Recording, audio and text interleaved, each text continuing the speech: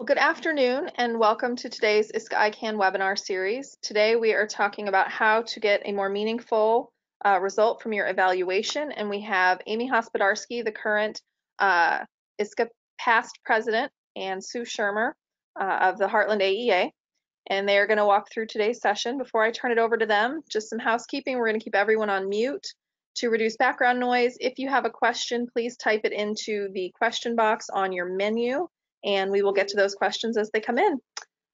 Amy and Sue, thank you for taking the time today, and I'm going to turn it over to you. Thank you. We'll get to introductions here in just a minute.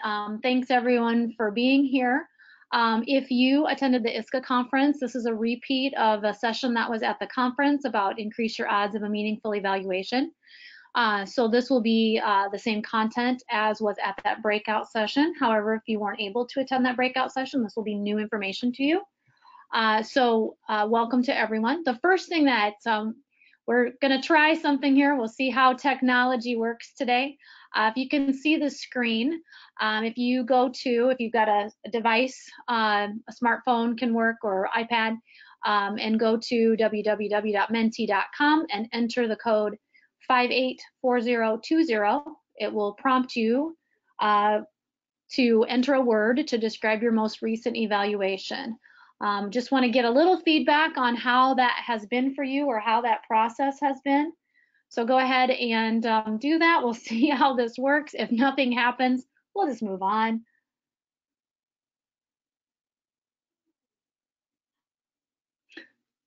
Great. Okay. See a few things there. Okay. Painful, ineffective, non-existent, and frustrating, and growth producing. That's great to see that that's in there too.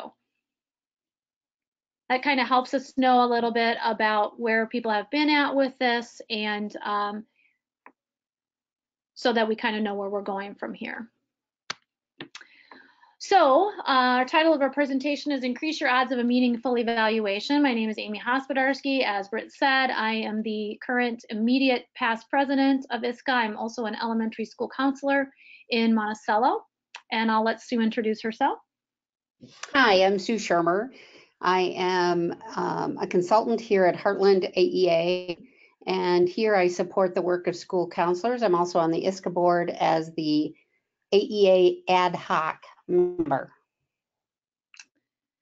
And we'll just be kind of working through this together. Sue was a driving force behind the creation of this back when it was first created, and has been instrumental in bringing it forward to where we are at today. And so I know she's got a lot of great knowledge about that as well. So next one here, just curious if you have used the School Counselor Evaluation Supplement for your evaluations. If you still have that slide up on Menti, it should just prompt you. You should be able to select yes or no, and then submit so that we can see.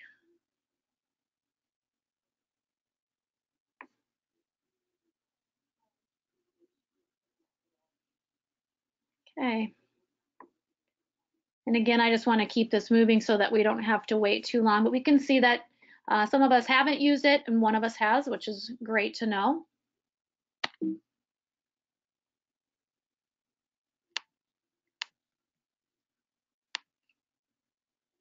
Okay, and then one last quick question. Which description best matches your recent evaluation experience? A 0 would be what evaluation I'm supposed to be evaluated. 4 words, square peg round hole, it got done, but I'm not sure it was the best use of time for me, and it was a positive professional growth experience. Okay, looks like we're a little split on that. We've had some different results. So that's good to know.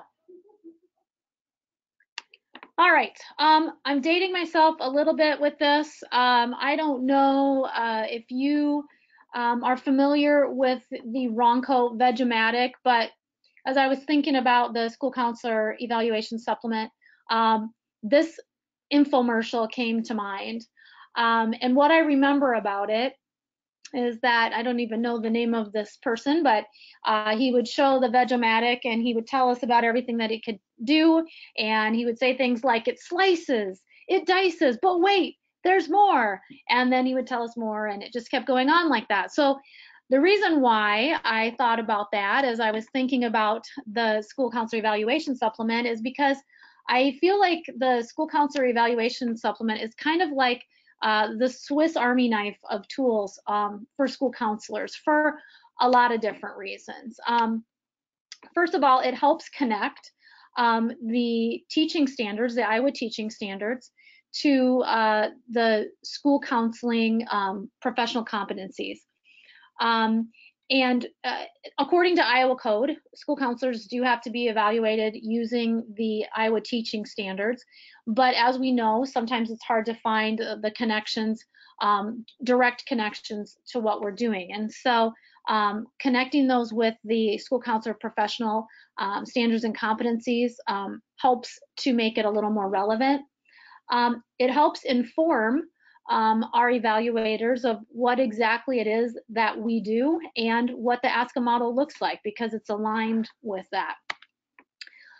With that, as we're informing about some of the things and ways that we support students, it helps us advocate for that. So it opens up a conversation about what it is that we're doing, and maybe if there are some things that fall into that category of non-school counselor duties, can help us advocate for what we could be doing or how we could be having more of an effect with students by talking about that. It highlights our areas of success, where things are going well, and where we feel like we're making some traction, and also identifies areas of growth. And by looking at that can help us in goal setting for what we want to get better at.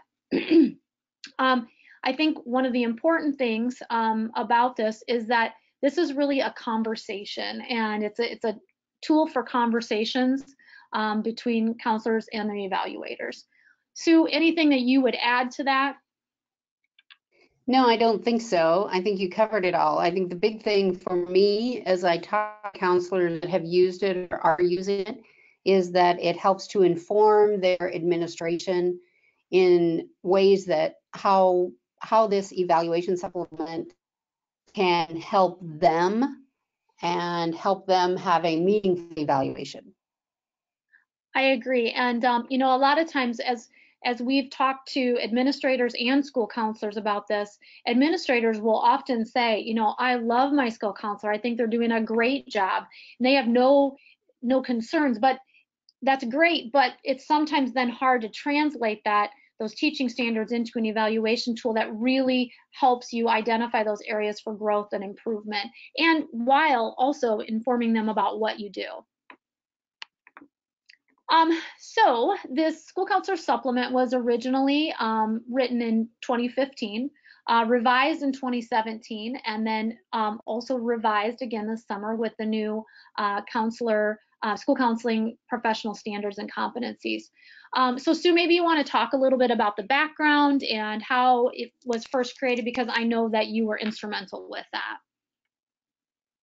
So back in 2015, one of the things I kept hearing from counselors over and over was we are evaluated on the teaching standards. Many of our school counselors, in fact, I'm not sure the exact number, but I know that it's over half, don't have a teaching background.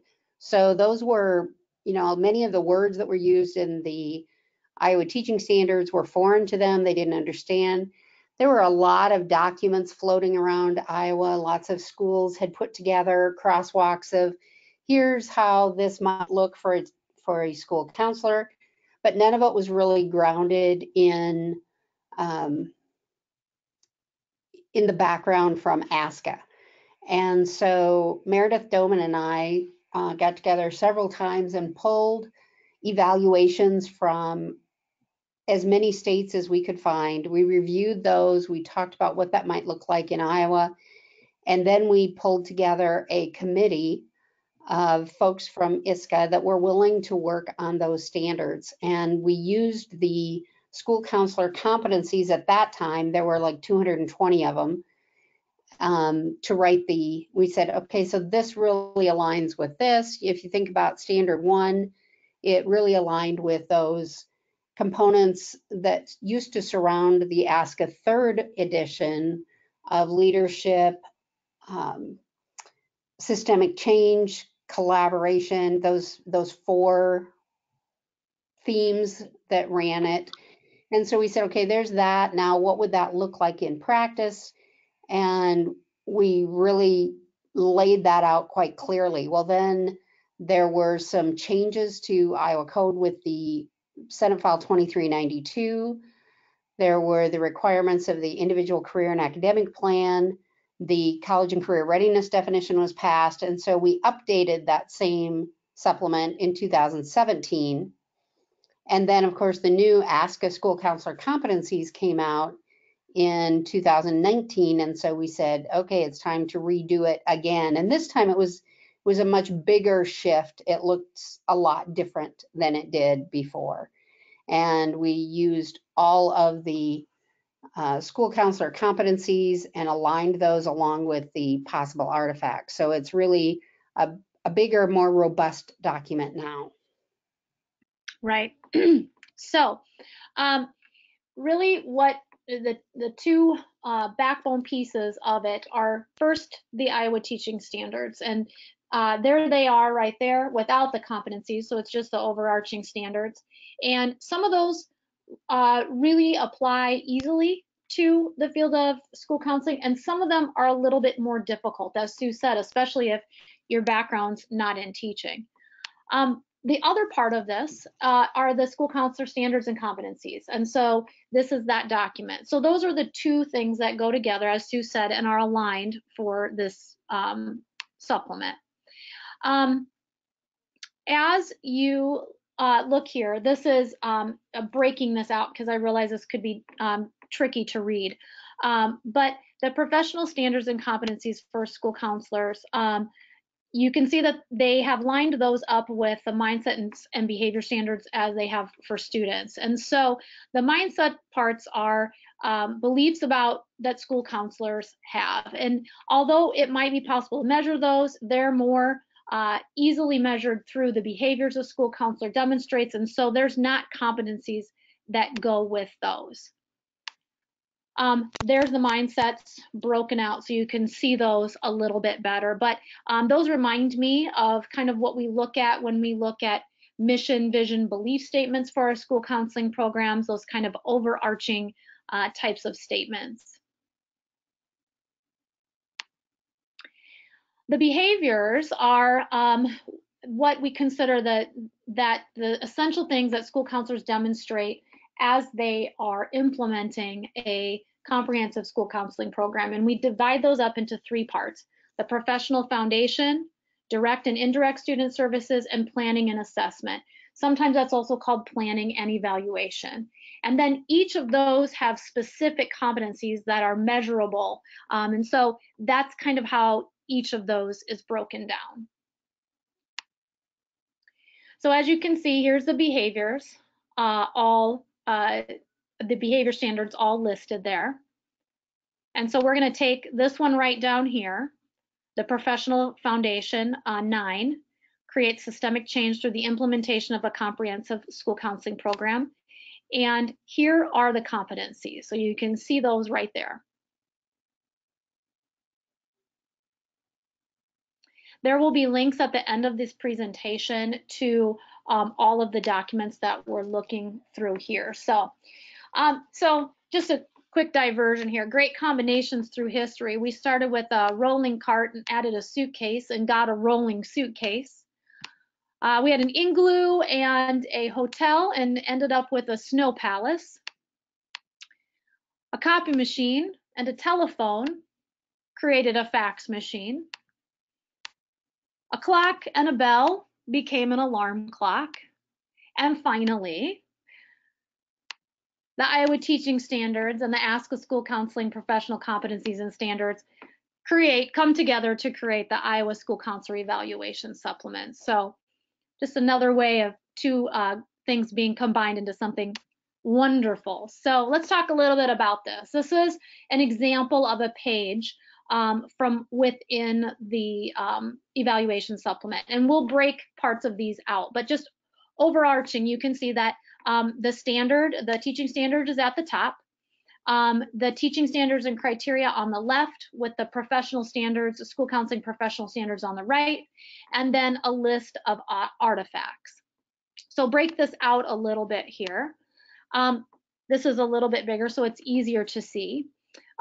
There's the teaching criteria on the right, aligned with the school counselor professional standards on the left. So you can see kind of how those work off each other. And then this is what the next page will look like. There's the competencies, and you can see that there's a rubric across the side for exceeds, meets, developing, and does not meet. A suggestion would be, and this is the way that I use it with my administrator when we do an evaluation, prior to meeting for the evaluation, I take this document, and he does as well, and kind of score. I score myself, and he also scores me, kind of where we think I'm at for each of these. And then when we get together, we kind of go over it and say, where did you think I was? Or here's where I had you. And then I provide documentation. And we'll get to that in a minute as we look at what those artifacts are. But then I save that from year to year, so I can kind of see, here's where I thought I was, and here's where it gives a great tool to look at, here's where I am, here's where I'd like to be, and here's where I'm going. So I think that's just how it works really well for me.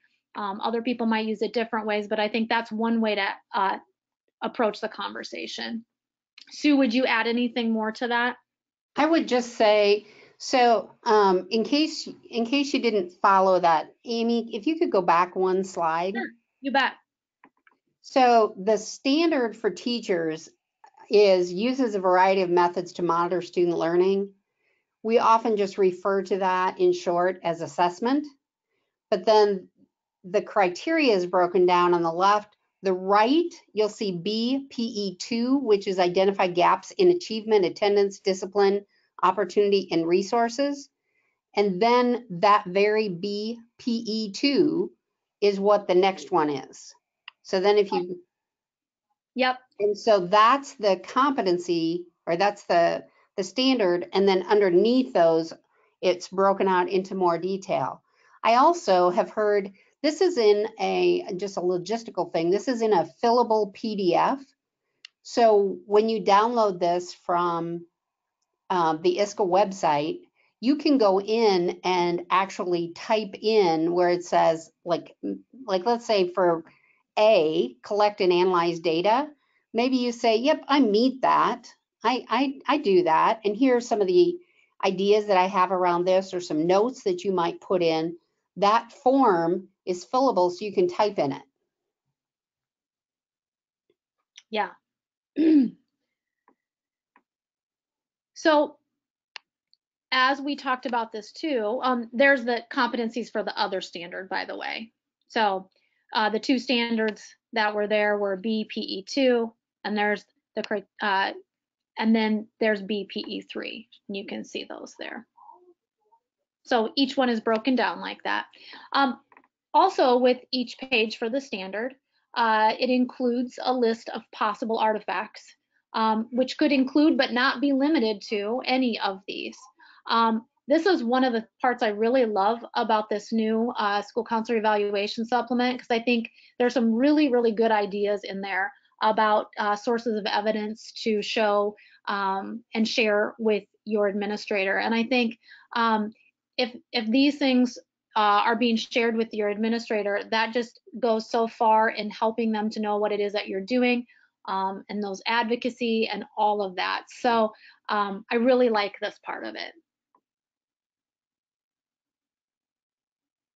And Sue, jump in anytime if there's anything that you want to add. I would agree. I think these artifacts really give a lot of teeth to what you're referring to. And again, because that's a fillable form, you could put a link right in there to what your artifacts were that would demonstrate those areas. So one of the things that we included here because often when we have conversations with school counselors and or administrators, we might hear some barriers or some concerns about, is this really, can we really use this, because we have to be evaluated on the teaching standards. So I wanted to share just some endorsements from various people that might help everyone feel comfortable with this. Here's a quote from Director Wise, and this is also within the text of the evaluation supplement, so it's right there. We've also been able to partner with SAI. ISCA has had a booth at the SAI conference the last 2 years, and so we've had a lot of great conversations with administrators at that to help promote this. And at the beginning of the summer, Rourke Horn, who's the executive director of SAI, and I sat down and just recorded a real quick little video here talking about the school counselor evaluation supplement, and also the annual agreement or annual administrative conference, depending on which model of the ASCA model you're talking about. In the video, I will say annual agreement because at that time the 4th edition had not come out yet. Now that is called the annual administrative conference, and just a quick plug for that too. Those, if you use the school counselor evaluation supplement and the annual administrative conference, those two things would go a long way in helping your administrator understand your role even better. SAI has been a wonderful partner with that, and this is actually from the SAI website. Again, there's a link to this at the end of the slideshow, so if you want to check that out yourself, it's right there.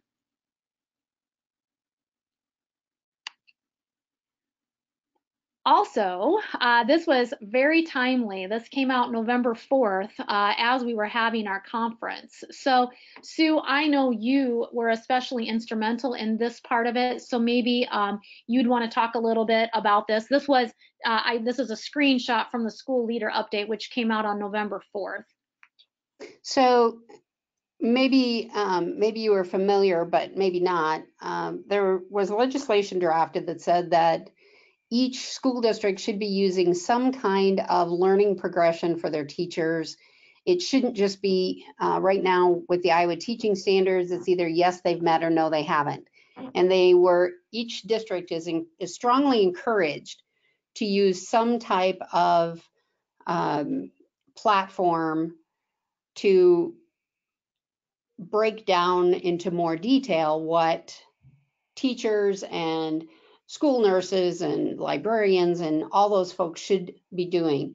And so this model educator evaluation system was created, and it shares the state model that was adopted, but it also shares ideas from lots of other models that were used.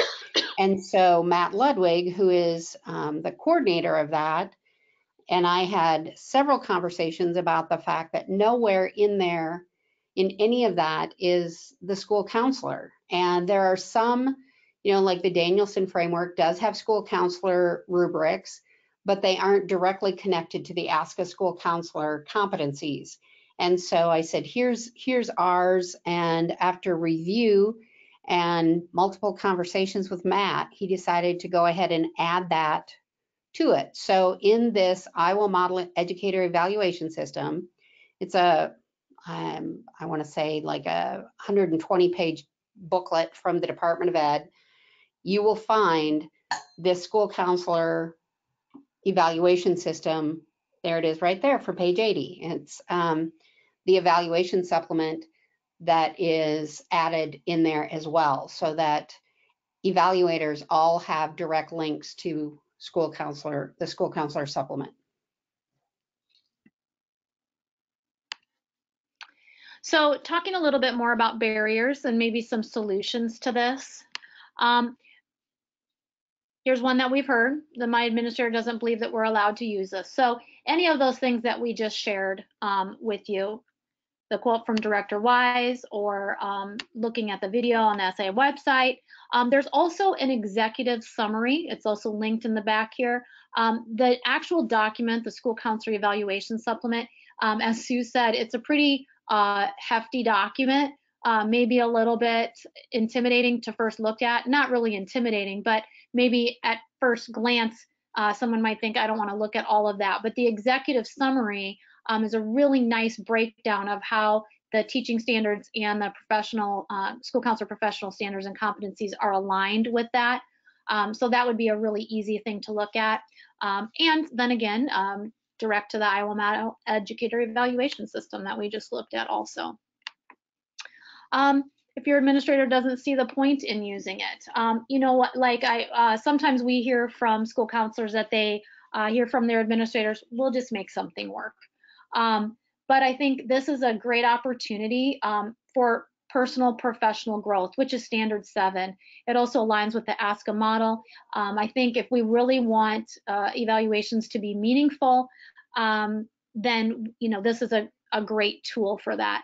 And I don't mean to bash administrators at all. I think sometimes they are, like we've said, they may not have any training on this, so they don't know that this even exists. So it's something we have to ask for in just trying to be efficient and trying to get things done quickly. They might not understand why you would want that, but it's for all these reasons that we've talked about.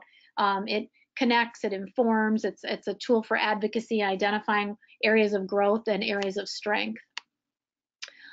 This is time consuming. Yes, it is. It can be, but I think it's part of the mindset is the time put in with this correlates with the growth experience, just like anything else within the field of school counseling. It often can be overwhelming to look at all of this. But it's a really quality professional growth experience if you put the time into it, and we want it to be meaningful. And again, sometimes it's overwhelming to look at all of that. So break it into smaller pieces. You get better with practice of using this, and I can speak from experience on that. I was that first year that that was put together. My administrator and I were part of a pilot, and you know we kind of had to learn our way as we went. That first year was a little more. It took us a little longer to get through it. Now that we have used it since then, I think it just really streamlines my whole evaluation process. I think it makes it easier for my administrator as well as easier for me. We're both speaking the same language, and it's just been a really good experience. But I'm glad I stuck with it at the beginning because there were some parts that we kind of had to get through, and how are we going to do this?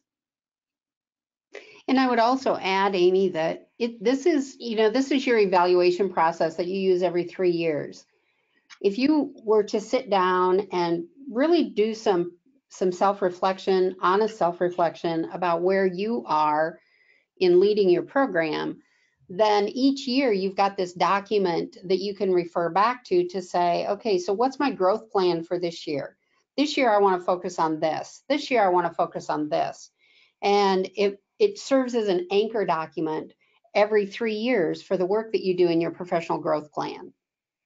Exactly. That's a really good point. So the theme for our conference this year was all in for student success. So using this really does require you to be all in. And what I mean by that is this is not a requirement. This is an option. And it's you know, if you want to, it's not something that's mandated. So you have to ask for this in most cases. I'm guessing that it will probably be the school counselor that is asking for this more than administrators are going to their school counselors with it. So you really have to be intentional about it, and you have to, you know, that's part of advocacy too.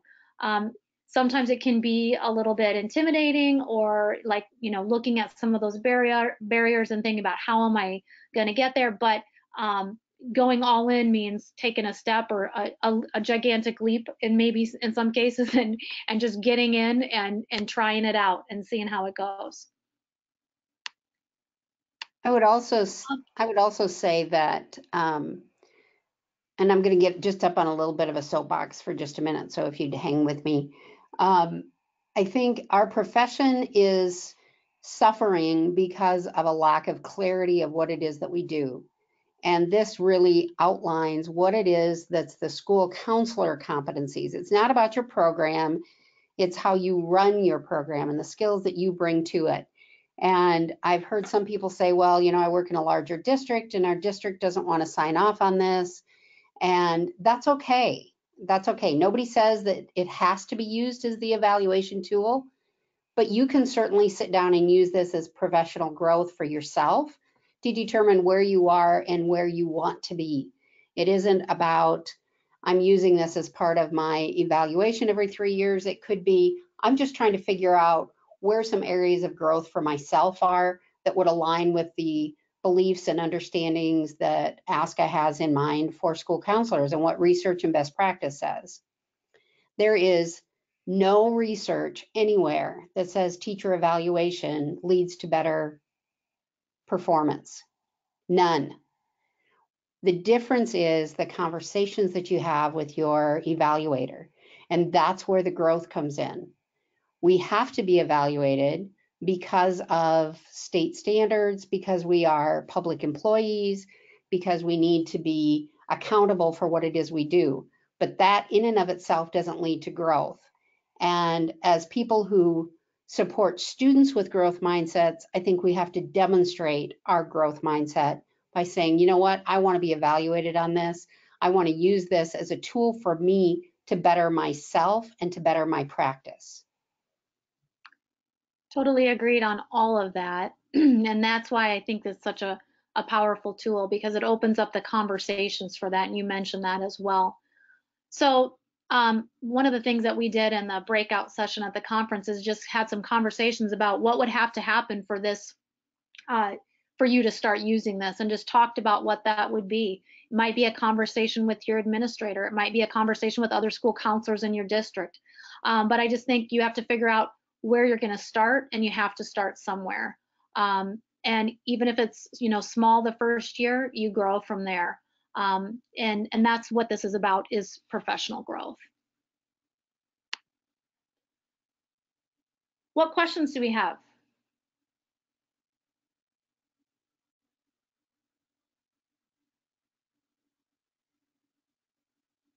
Or are there any questions? Maybe there aren't any questions. We had one person lose audio just a second ago. I'm trying to work through that with her. Okay. Because I can still hear you, so I know it's not everybody. Oh, she's back. Okay. All right. Yay. Heidi, the only thing you missed was, do you have any questions?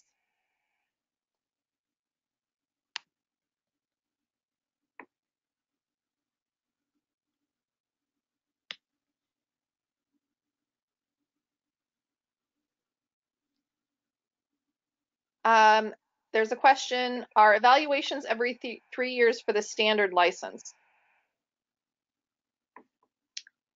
I believe so. Yes. Unless it's your first year. That's the only time that it's different. But yes. The first 2 years you should be in a mentoring and induction program, and after that it's every 3.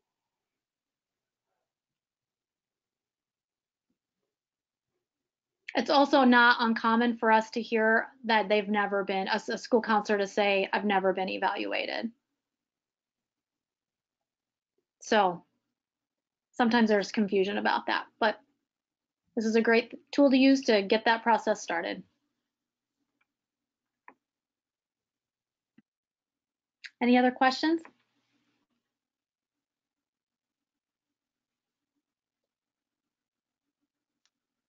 Just a big thank you for your work.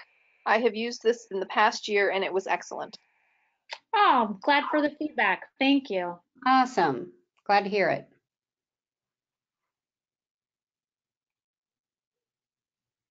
If there's no other questions, I just want to say thank you to everybody for being here with us today. As I said, we'll link this up once it gets posted. All of those pieces will be linked. My email and Sue's email are also there. Please feel free to contact us anytime if you have any questions or need any support with any of this. We're always happy to help. Absolutely. Thank you. Thanks, All right. everybody. And thanks to Amy and Sue for taking the time to go through this great tool. I know that it's helped a lot of counselors across the state.